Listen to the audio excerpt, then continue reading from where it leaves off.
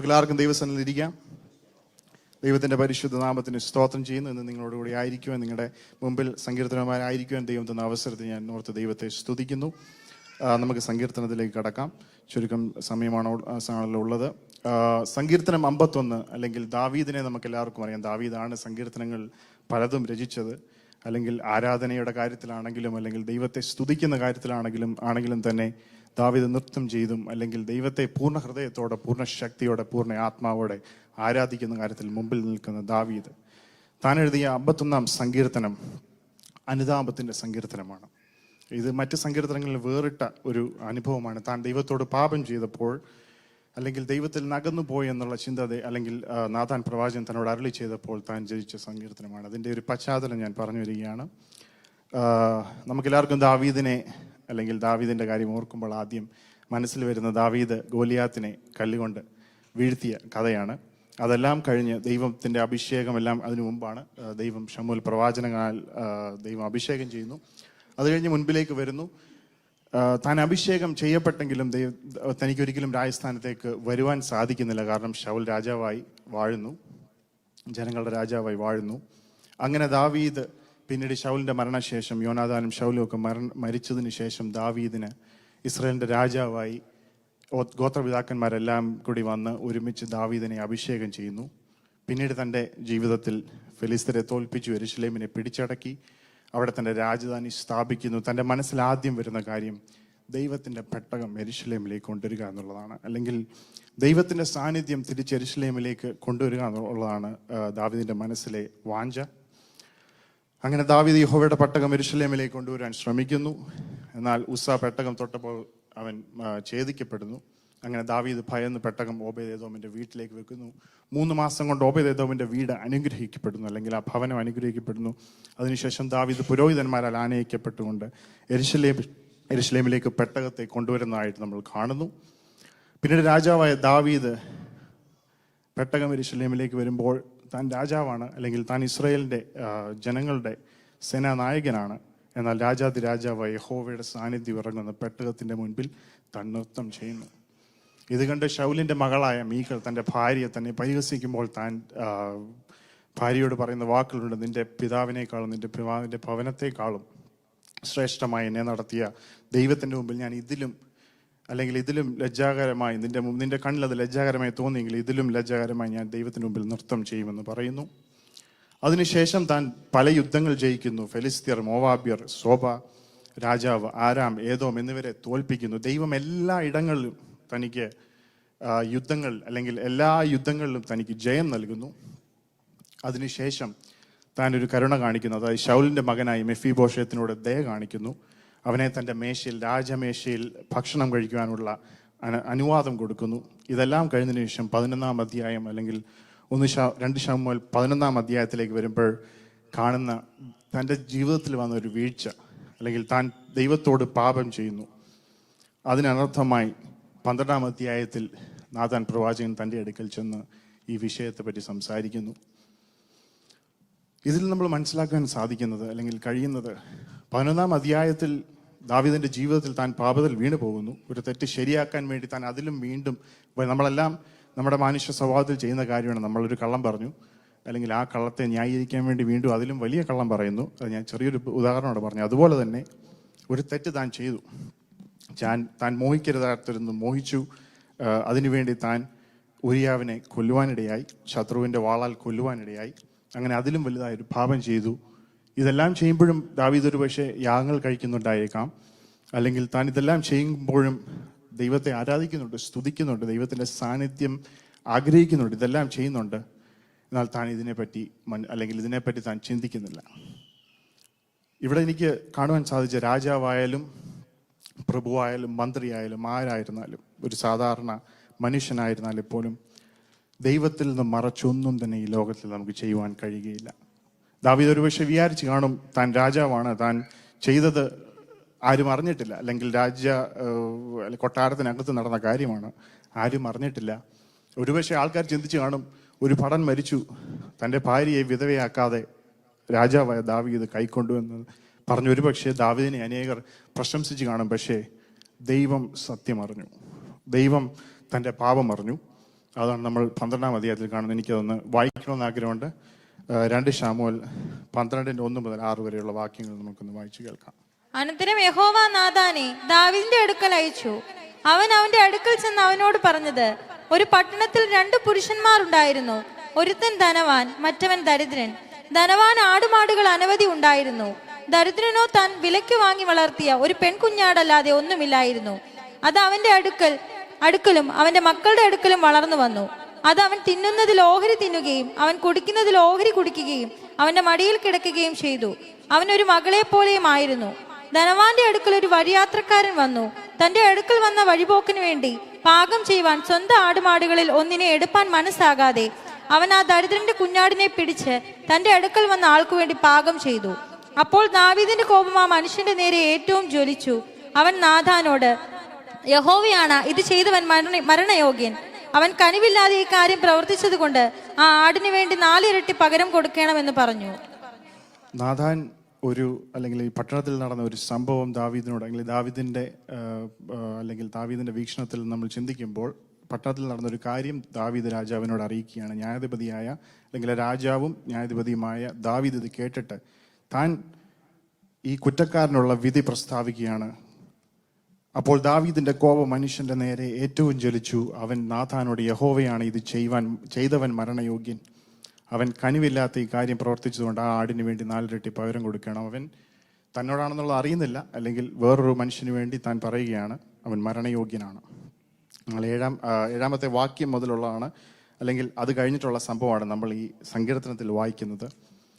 പ്രവാചകനായ നാഥൻ ഒരു കഥയിലൂടെ ദാവീദിന്റെ പാപം തനിക്ക് വെളിപ്പെടുത്തി. എനിക്ക് പ്രവാചകനായ നാഥനോട് വളരെ അഭിമാനം തോന്നുന്ന ഒരാളാണ്, ഒരു കഥാപാത്രമാണ്. അതായത് അന്നത്തെ കാലത്ത് രാജാവ് ഇഷ്ടപ്പെടുന്ന, അല്ലെങ്കിൽ രാജാവിന്റെ ചെവിക്ക് ഇഷ്ടമുള്ള കാര്യങ്ങൾ, അല്ലെങ്കിൽ തനിക്ക് ഇഷ്ടമുള്ള കാര്യങ്ങൾ മാത്രം പറയുന്നവരായിരുന്നു പ്രവാചകന്മാർ. അല്ലെങ്കിൽ അങ്ങനെയും ഒത്തിരി പ്രവാചകന്മാരുണ്ടായിരുന്നു. എന്നാൽ നാഥാൻ ഒന്നും നോക്കാതെ, തൻ്റെ തല പോയേക്കാം എന്ന് ചിന്തയുണ്ടെങ്കിലും നാഥാൻ ഒന്നും നോക്കാതെ, 7-ാം അധ്യായത്തിൽ നാഥാൻ പറയുകയാണ്, നാഥാൻ ദാവീദിനോട് പറഞ്ഞത്, ആ മനുഷ്യൻ നീ തന്നെ, ഇസ്രായേലിന്റെ ദൈവമായ യഹോവ ഇപ്രകാരം അരുളി ചെയ്യുന്നു. നാഥാൻ ഒരു കൂസലുമില്ല, അല്ലെങ്കിൽ രാജാവാണോ അല്ലെങ്കിൽ ചക്രവർത്തിയാണോ, ഇതൊന്നും നോക്കാതെ നാഥാൻ ദാവീദിന്റെ മുഖത്ത് നോക്കി പറയുകയാണ്, നീയാണ് ആ മനുഷ്യൻ. എന്നാൽ ഇവിടെ മുതലാണ് എനിക്ക് ദാവീദിനോടൊരു അഭിമാനം തോന്നുന്നൊരു കാര്യം. അതായത് ദാവീദ് അത് കേട്ട പാതെ ഇതെല്ലാം നാഥാൻ ഒരു 7-ാം അധ്യായം മുതൽ എനിക്ക് തോന്നുന്നൊരു 13-ാം അധ്യായം വരെ ഇതിനെക്കുറിച്ച്, ഈ കുറ്റത്തെക്കുറിച്ച് പറയുമ്പോൾ ദാവീദിന്റെ മറുപടി ഇത് മാത്രമാണ്, ഞാൻ യഹോവയോട് പാപം ചെയ്തിരിക്കുന്നു എന്ന് പറഞ്ഞു. ദാവീദ് രാജാവാണ്. നമ്മൾ കേട്ടതുപോലെ ദാവീദ് ദൈവത്താൽ അഭിഷിക്തനാണ്. ദൈവത്തിന്റെ എല്ലാവിധ താലന്തുകളും കൃപകളാലും നിറഞ്ഞ മനുഷ്യനാണ്. എന്നാൽ ദാവീദ് പാപത്തിൽ വീണുപോയി. പാപത്തിൽ എങ്ങനെയോ വീണുപോയി, എന്തുകൊണ്ടും ആയിക്കൊള്ളട്ടെ. എന്നാൽ ആ കേട്ട നിമിഷം ദാവീദിന്റെ മനസ്സിലുണ്ടായ ആ പശ്ചാത്താപം, അതിനെപ്പറ്റിയാണ് ഈ സങ്കീർത്തനം വിവരിക്കുന്നത്. ഈ ആലോചനയിൽ ദാവീദ് തന്റെ പാപം മനസ്സിലാക്കുന്നു. അതുപോലെ 2 ശമൂവേൽ 12 മുതൽ 15 വരെയുള്ള വാക്യങ്ങളൊന്ന് വായിക്കാം. നീ അത് രഹസ്യത്തിൽ ചെയ്തു, ഞാനോ ഈ കാര്യം ഇസ്രായേലൊക്കെയും കാണെ സൂര്യന്റെ വെട്ടത്ത് തന്നെ നടത്തും. ദാവീദ് നാഥാനോട്, ഞാൻ യഹോവയോട് പാപം ചെയ്തിരിക്കുന്നു എന്ന് പറഞ്ഞു. അതിന് നാഥാൻ ദാവീദിനോട്, യഹോവ നിന്റെ പാപം മോചിച്ചിരിക്കുന്നു, നീ മരിക്കയില്ല. എങ്കിലും നീ ഈ പ്രവൃത്തിയിൽ യഹോവയുടെ ശത്രുക്കൾ ദൂഷണം പറവാൻ ഹേതു ഉണ്ടാക്കിയത് കൊണ്ട് നിനക്ക് ജനിച്ചിട്ടുള്ള കുഞ്ഞു മരിച്ചു പോകുമെന്ന് പറഞ്ഞു. നാഥാൻ തന്റെ വീട്ടിലേക്ക് പോയി. ഊരിയാവിന്റെ ഭാര്യ ദാവീദിന് പ്രസവിച്ച കുഞ്ഞിനെ യഹോവ ബാധിച്ചു. അത് കഠിന രോഗം പിടിച്ചു. ഇതാണ് ദാവീദിന് സംഭവിച്ചത്. അല്ലെങ്കിൽ ദാവീദിനോട് ദൈവം പറഞ്ഞു, നീ മരണയോഗ്യനല്ല, നീ മരിക്കുമെന്ന് പറഞ്ഞു. എന്നാൽ ആ ദൈവത്തോട് ദാവീദ് ഞാൻ പാപം ചെയ്തിരിക്കുന്നു, അല്ലെങ്കിൽ പാപം ദൈവത്തിന്റെ മുമ്പിൽ താൻ സമ്മതിച്ച നിമിഷം, അല്ലെങ്കിൽ when he accepted, when he owned up to the sin that he committed against God, God's heart is changing. ദൈവത്തിന്റെ ഹൃദയം ആ നിമിഷം യു ടേൺ അടിക്കുക. അല്ലെങ്കിൽ അതുവരെ ദാവീദെ നീ പാപിയായിരുന്നു, അല്ലെങ്കിൽ ദാവീദെ നീ മരണയോഗ്യനാണ് എന്ന് പറയുന്ന ദൈവം ആ നിമിഷം, ആ പശ്ചാത്തപിക്കുന്ന ആ നിമിഷം, ആ ഒരു സെക്കൻഡിൽ ദൈവം തൻ്റെ തീരുമാനം മാറ്റിയിട്ട് പറയും, നീ മരിക്കയില്ല. പക്ഷേ ഈ സന്തതി അല്ലെങ്കിൽ ഇതിൻ്റെ മേൽ ബ്ലഡ് ഗിൽറ്റിനെസ് കിടക്കുക, അല്ലെങ്കിൽ നിന്റെ മേൽ ഊരിയാവിനെ വാളുകൊണ്ട് കൊന്ന കുറ്റം നിന്റെ മേൽ ഇപ്പോൾ കിടക്കുന്നതുകൊണ്ട് ആ കുഞ്ഞു മരിക്കും. അത് ദൈവത്തിൻ്റെ നീതിയിൽ നടക്കുന്ന കാര്യം. അടുത്ത് നമുക്ക് 51-ാം സങ്കീർത്തനത്തിലേക്ക്, ആ പശ്ചാത്തലം നമ്മൾ മനസ്സിലാക്കിയോ. ഇനി 51-ാം സങ്കീർത്തനത്തിലേക്ക് നമുക്ക് വരാം. ഞാൻ പെട്ടെന്ന് കമ്പിവാചകം പോലെ കാര്യങ്ങൾ പറഞ്ഞു നിർത്താം. 1-ാം വാക്യം മുതൽ 12-ാം വാക്യം വരെ ദാവീദ് ദൈവത്തോട് കരുണ കാണിക്കണമെന്ന് അപേക്ഷിക്കുന്നു. അല്ലെങ്കിൽ ഈ വിഷയത്തിന് ശേഷം എപ്പോഴാണെന്ന് നമുക്കറിയില്ല, ദൈവത്തോട് തൻ്റെ ദയയ്ക്ക് വേണ്ടി, തൻ്റെ കരുണയ്ക്ക് വേണ്ടി യാചിക്കുന്ന ദാവീദ്. ഇതിൽ നിന്ന് ദാവീദ് മനസ്സിലാക്കുന്ന ഒരു കാര്യമുണ്ട്. ദൈവം മാത്രമാണ് പാപങ്ങൾ കഴുകി മാറ്റാൻ കഴിയുന്ന ഒരേ ഒരു വ്യക്തി. അല്ലെങ്കിൽ ദൈവത്തിന് മാത്രമേ നമ്മുടെ ഹൃദയത്തെ കഴുകുവാൻ, നമ്മുടെ പാപങ്ങളെ കഴുകി ശുദ്ധീകരിക്കുവാൻ കഴിയുമെന്ന് ദാവീദ് വിളിച്ചു പറയുന്നു. പുനരുദ്ധാരണം ദൈവത്തിന് മാത്രമേ നടക്കുകയുള്ളൂ. ഈ ലോകത്തിൽ നമ്മൾ പാപം ചെയ്താൽ നമ്മൾ ആദ്യം ചിന്തിക്കുന്നത് നമ്മൾ ആരോടോ തെറ്റ് ചെയ്ത്, അല്ലെങ്കിൽ ദൈവത്തോട് നമുക്ക് പേടിയുണ്ട്, ദൈവത്തിൽ ഭയപ്പെട്ട് നമ്മൾ പാപം ചെയ്യാതിരിക്കുന്നു, അല്ലെങ്കിൽ പാപം ചെയ്യുമ്പോൾ ഒരു മനുഷ്യനോട്. അങ്ങനെയല്ല. ഈ ലോകത്തിൽ ജീവിക്കുമ്പോൾ നമ്മൾ പാപം ചെയ്യുന്ന ആദ്യം ദൈവത്തോടാണ് ആദ്യം പാപം ചെയ്യുക. ഈ ഒരു മനസ്സിലാക്കൽ ഇവിടെ ദാവീദ് മനസ്സിലാക്കുന്നത്. അതുകൊണ്ടാണ് ദാവീദ് പറഞ്ഞത്, ഞാൻ ദൈവത്തോട് പാപം ചെയ്തു. മനുഷ്യനോടല്ല പാപം ചെയ്തത്, ദൈവത്തോട് പാപം ചെയ്തു. അതുകൊണ്ട് തന്നെ ദൈവത്തോട് അവൻ കരുണ അപേക്ഷിക്കുകയാണ്. ദാവീദ് ദൈവത്തോട് പാപം ചെയ്തതിൻ്റെ ഗൗരവം അംഗീകരിക്കുന്നു. ഒരു പുതിയ ഹൃദയത്തിന് വേണ്ടി ആഗ്രഹിക്കുന്നു. അല്ലെങ്കിൽ ദാവീദിനറിയാം, ഞാൻ പാപം ചെയ്തു, ഇനി ദൈവം എൻ്റെ ഹൃദയം ശുദ്ധമാക്കാതെ എനിക്ക് ഒരടി മുമ്പോട്ട് നീങ്ങുവാൻ കഴിയുകയില്ല. 11-ാം വാക്യത്തിൽ താൻ പറയുന്നു, തൻ്റെ പരിശുദ്ധാത്മാവിനെ തന്നിൽ നിന്ന് എടുത്തു കളയരുത് എന്ന് അപേക്ഷിക്കുന്നു. ദാവീദിന്റെ ജീവിതത്തിന്റെ ഭൂതകാലം അല്ലെങ്കിൽ പഴയ കാലം എടുത്തു നോക്കിയാൽ ശൗൽ രാജാവായിരുന്നു. ശൗൽ ദൈവത്തിന്റെ ആത്മാവിൽ നിറഞ്ഞ, ദൈവത്തിന്റെ പരിശുദ്ധാത്മാവിനാൽ അഭിഷേകം ചെയ്യപ്പെട്ട ഒരു രാജാവായിരുന്നു. എന്നാൽ ശൗലിൽ നിന്ന് ദൈവത്തിന്റെ സാന്നിധ്യം ഇറങ്ങി മാറിയ സമയം ദാവീദിനറിയാം. നിനക്ക് ആ അഭിഷേകമില്ലെങ്കിലും രാജാവായി തുടരാൻ കഴിയും. നിനക്ക് അഭിഷേകമില്ലെങ്കിലും ദൈവം തന്ന കൃപയ്ക്കനുസരിച്ച് മുമ്പോട്ട് പോകാൻ കഴിയും. പക്ഷേ ദാവീദിനൊരു കാര്യം അറിയാം, തൻ്റെ പരിശുദ്ധാത്മാവിനെ തന്നിൽ നിന്ന് എടുത്തു കളയരുതേ എന്ന് താൻ അപേക്ഷിക്കുന്നതിന് കാരണം, പരിശുദ്ധാത്മാവില്ലാതെ ഒരു ഇഞ്ച് മുമ്പോട്ട് വെക്കുവാൻ ദാവീദിന് താല്പര്യമില്ല. ദാവീദ് ദൈവത്തിൻ്റെ സാന്നിധ്യത്തിൻ്റെ മൂല്യം മനസ്സിലാക്കുന്നു. ദൈവത്തിൻ്റെ സാന്നിധ്യം ഇല്ലെങ്കിലും ഒത്തിരി കാര്യങ്ങൾ നമുക്ക് ചെയ്യുവാൻ കഴിയും. ശൗലിൻ്റെ കാര്യം നമുക്കറിയാം, താൻ ഒരു രാജാവായിരുന്നു, താൻ ജനത്തിൻ്റെ രാജാവ് പിന്നെയും വർഷങ്ങൾ മുമ്പോട്ട് പോയി. പക്ഷേ ദാവീദിനറിയാം ശൗലിൻ്റെ ജീവിതം പിന്നീട് എങ്ങനെ ആയിരുന്നു എന്ന്. അത് കണ്ടിട്ട് ദാവീദ് പറയും, എനിക്കൊരിക്കലും അതുപോലെ ജീവിക്കാൻ താല്പര്യമില്ല. എനിക്ക് നിന്റെ ആത്മാവിൽ അതൊരു നിമിഷം പോലും രാജാവായി തുടരുവാൻ താല്പര്യമില്ല. രാജസ്ഥാനത്തെക്കാൾ ഉപരി എനിക്ക് നിന്റെ പരിശുദ്ധാത്മാവിൻ്റെ ശക്തി, അല്ലെങ്കിൽ പരിശുദ്ധാത്മാവിൻ്റെ നിറവ്, അല്ലെങ്കിൽ ആ സാന്നിധ്യത്തിൽ മുമ്പോട്ട് പോകാൻ ഞാൻ ആഗ്രഹിക്കുന്നു. അതോടൊപ്പം ദാവീദ് മനസ്സിലാക്കുന്നു, ദൈവത്തിൻ്റെ സാന്നിധ്യം പാപമുള്ളിടത്ത് ഇരിക്കയില്ലെന്ന് താൻ തിരിച്ചറിയുന്നു. തനിക്ക് മനസ്സിലാക്കുന്നു, എൻ്റെ ഹൃദയം മുഴുവൻ പാപം കൊണ്ട് നിറഞ്ഞിരിക്കുന്നു. അതുകൊണ്ട് ഈ പാപമുള്ള ഹൃദയത്തെ കഴുകി ശുദ്ധീകരിക്കാതെ എനിക്കിനി ദൈവത്തിൻ്റെ സാന്നിധ്യത്തിൻ്റെ മുമ്പിൽ വരുവാൻ അല്ലെങ്കിൽ കഴിയുകയില്ല. പല സങ്കീർത്തനങ്ങളും എടുത്തു നോക്കിയാൽ നമുക്കറിയാം, ദൈവത്തിൻ്റെ സാന്നിധ്യത്തെ പ്രകീർത്തിക്കുന്ന സങ്കീർത്തനങ്ങളാണ്. ചില സങ്കീർത്തനങ്ങളിൽ തൻ്റെ കംപ്ലയിൻസ്, അല്ലെങ്കിൽ തൻ്റെ ഒത്തിരി കംപ്ലയിൻസ് ഞാൻ ദൈവത്തോട് പറയുന്നുണ്ടെങ്കിൽ ആ സങ്കീർത്തനം അവസാനിക്കുന്നത് ദൈവത്തെ സ്തുതിച്ചുകൊണ്ട്, ദൈവത്തിൻ്റെ സാന്നിധ്യത്തിൻ്റെ മഹത്വത്തെ പറഞ്ഞുകൊണ്ടാണ്. അതുകൊണ്ട് തന്നെ ദാവീദ് ഇവിടെ മനസ്സിലാക്കുന്നു, ദൈവത്തിൻ്റെ സാന്നിധ്യം പാപമുള്ളിടത്ത് ഇരിക്കയില്ല. 14-ാം വാക്യത്തിൽ ദൈവത്തോടുള്ള ആരാധനയുടെ രീതിയെ താൻ വ്യക്തമാക്കുന്നു. ദൈവസന്നിധിയിൽ ശുദ്ധമായ മനസ്സാക്ഷിയില്ലാതെ ആർക്കും ആരാധിപ്പാൻ കഴിയുന്നതല്ല.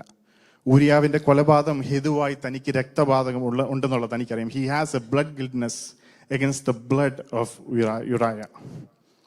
അതിൽ നിന്ന് വിടുവിക്കേണ്ടതിന് താൻ ദൈവത്തോട് പറയുകയാണ്, ദൈവമേ, ഞാനൊരാളെ കൊന്നു, ശരിയാ, ഇനി എങ്ങനെ അതിനൊരു പ്രതിവിധി എനിക്ക് എന്തുണ്ടെന്ന്, ഈ ലോകത്തിൽ എന്ത് ചെയ്യാൻ പറ്റുമെന്ന് എനിക്കറിയില്ല. പക്ഷേ നിന്നോട് ഞാൻ ആവശ്യപ്പെടുക, അല്ലെങ്കിൽ നിന്നോട് ഞാൻ ആഗ്രഹത്തോടെ, with craving heart, with a fresh heart, I want ask you, please forgive me for that. ദൈവം അതിൽ നിന്ന് വിടുവിക്കുന്നവനെ. അത് കഴിഞ്ഞ് എനിക്ക് വളരെ ഇഷ്ടമുള്ളൊരു 2 വാക്യങ്ങളാണ് 16-ഉം 17-ാം വാക്യം. ഹനനയാഗം നീ ഇച്ഛിക്കുന്നില്ല, അല്ലെങ്കിൽ ഞാൻ അർപ്പിക്കുമായിരുന്നു. ഹോമയാഗത്തിൽ നിനക്ക് പ്രസാദവുമില്ല. ദൈവത്തിൻ്റെ ഹനനയാഗം തകർന്നിരിക്കുന്ന മനസ്സ്, തകർന്നു നുറുങ്ങിയിരിക്കുന്ന ഹൃദയത്തെ ദൈവമേ നിരസിക്കുന്നില്ല. ഇതിനോടകം തന്നെ രാജാവാണ്. നമുക്കറിയാം എത്രയോ പ്രാവശ്യം അല്ലെങ്കിൽ ദൈവത്തിൻ്റെ മുമ്പിൽ, ദൈവത്തിൻ്റെ സന്നിധിയിൽ ദാവീദ് യാഗം ചെയ്തു കാണും. ഇത് പഴയ നിയമമാണ്. ഈ സമയത്ത് നമുക്കറിയാം യാഗങ്ങളിലൂടെ നമുക്ക് പാപത്തിൽ നിന്ന് പരിഹാരം വരുത്താൻ കഴിയും. പക്ഷേ ദാവീദ് പറയുന്നു, ഒത്തിരിയും ഹനനയാഗങ്ങൾ ഞാൻ ചെയ്തു, ഒത്തിരിയും ഹോമയാഗങ്ങൾ ഞാൻ ചെയ്തു, പക്ഷേ അതിലൊന്നും നീ പ്രസാദിച്ചില്ല. കാരണം എൻ്റെ ഹൃദയം നുറുക്കമുള്ളതല്ലായിരുന്നു. എന്നാൽ ഈ ഒരു നിമിഷം നാഥാൻ പ്രവാചകൻ തന്നോട് പാപത്തെപ്പറ്റി പറഞ്ഞപ്പോൾ ദൈവത്തിൻ്റെ മുമ്പിൽ ദാവീദ് പറയുകയാണ്, ഞാൻ പാപം ചെയ്തു, ഞാൻ നുറുങ്ങിയിരിക്കുന്നു, ഇപ്പോൾ എനിക്ക് നിന്റെ പരിശുദ്ധാത്മാവിൽ അതൊരു നിമിഷം മുമ്പോട്ട് പോകണ്ട. ആ നിമിഷം ദൈവം തൻ്റെ ആരാധനയിൽ, അല്ലെങ്കിൽ ദൈവം തൻ്റെ God is pleased with worship at that point, that second. ഞാനൊരു കാര്യം ഇവിടെ നിന്ന് തിരിച്ചു പറയാം. മൃഗയാഗമായാലും സ്തോത്രയാഗമായാലും നിന്റെ ഹൃദയം തകർന്നു നുറുങ്ങിയതുമുള്ളതല്ലെങ്കിൽ, നീ നിന്റെ തെറ്റുകളിൽ പശ്ചാത്തപിക്കുന്നില്ലെങ്കിൽ നിന്റെ ആരാധന വ്യർത്ഥമാണ്. പുതിയ നിയമത്തിലെ യാഗങ്ങൾ പോലും ദൈവം ഹൃദയത്തെയാണ് നോക്കിയത്. എന്നാൽ ഇവിടെ കാണുന്നു പഴയ നിയമത്തെ ആരാധനയെ പോലും താൻ യാഗങ്ങൾ അർപ്പിച്ചാലും ഇല്ലെങ്കിൽ, അല്ലെങ്കിൽ താൻ പലവിധ യാഗങ്ങൾ അർപ്പിക്കുമ്പോഴും ദാവീദ് പറയുന്നു, ദൈവം നോക്കുന്ന ഹൃദയത്തെയാണ്. ദൈവം നിന്റെ ആക്ടിനെയല്ല നോക്കുന്നത്, ദൈവം നിന്റെ ഹൃദയത്തെയാണ് നോക്കുന്നത്. നമുക്കൊരു കാര്യം അറിയാം, 2000 വർഷങ്ങൾക്ക് മുമ്പ് മനുഷ്യരാശിയുടെ പാപപരിഹാരത്തിനായി ദൈവത്തിൻ്റെ സ്വന്തപുത്രം കാൽവറിയിൽ ക്രൂശിൽ യാഗമായി, സ്വന്തപുത്രൻ കാൽവറി ക്രൂശിൽ യാഗമായി. ഇന്ന് നാം ദൈവത്തിൻ്റെ സന്നിധിയിൽ നമ്മെ സമർപ്പിക്കുമ്പോൾ ദാവീദിനെ പോലെ തകർന്നു നുറുങ്ങിയുള്ള ഹൃദയമാണ് ദൈവം നമ്മിൽ നിന്ന് ആഗ്രഹിക്കുന്നത്. പാപലോകത്തിൽ ജീവിക്കുമ്പോൾ നാം അനുദിനം അറിഞ്ഞുകൊണ്ടും അറിയാതെയും എത്രയോ തെറ്റുകൾ വരുത്തുന്നു, എത്രയോ വീഴ്ചകൾ വന്നു പോകുന്നു. പാട്ടുകാരൻ മുമ്പിൽ പാടിയതുപോലെ പലവിധ വീഴ്ചകൾ നമ്മുടെ ജീവിതത്തിൽ വന്നു പോയിട്ടുണ്ട്. എന്നാൽ ആ തെറ്റ് മനസ്സിലാക്കി, ആ പാപം മനസ്സിലാക്കി ദൈവത്തിൻ്റെ മുമ്പിൽ അത് സമ്മതിച്ച് ദൈവത്തിൽ നിന്നുള്ള വീണ്ടെടുപ്പ് പ്രാപിച്ച് ദിനം പ്രതി ജീവിക്കുന്ന അതാണ് ഒരു യഥാർത്ഥ ഭക്തൻ്റെ മോഡ്, അല്ലെങ്കിൽ ലൈഫിൻ്റെ സ്റ്റൈൽ എന്ന് പറയുന്നത് അതാണ്. തെറ്റ് വന്നു പോകുന്നതല്ല, തെറ്റ് വരും, അറിഞ്ഞുകൊണ്ടും അറിയാതെയും പാപം ചെയ്യും, തെറ്റ് വരും. പക്ഷേ ഹൃദയം നുറുങ്ങി ദൈവത്തിൻ്റെ മുമ്പിൽ അത് പശ്ചാത്തപിക്കുമ്പോഴാണ് ഒരു ഭക്തനായി മാറുന്നത്. അങ്ങനെയുള്ളവരുടെ ഹൃദയത്തിലാണ് ദൈവത്തിൻ്റെ സാന്നിധ്യം എപ്പോഴും വസിക്കുന്നത്. ഈ വാക്കുകൾ ദൈവം നമ്മളെ അനുഗ്രഹിക്കട്ടെ. ഈ വചനം എല്ലാവർക്കും അനുഗ്രഹമായി തരുന്നു വിശ്വസിക്കുന്നു. സ്തോത്രം. സ്തോത്രം.